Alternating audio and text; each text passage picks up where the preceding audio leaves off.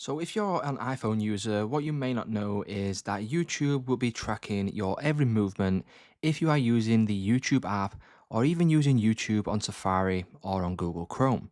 So what we need to do is we essentially need to disable this setting, and to do this, we need to head over first to Google Chrome. And then from here, you simply want to head over to google.com and then click on your profile picture in the top right hand corner. Once we select your profile picture, we can then select manage your Google account, and then you will then be brought over to your main home screen. Now from here, what we simply need to do is scroll down and go to data and privacy. Now once we are on data and privacy, if we scroll down to history settings, you will then see an option for YouTube history.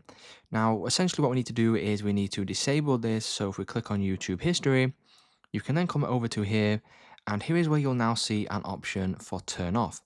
Click on the turn off option, and then you will then be able to click on pause in the bottom right hand corner.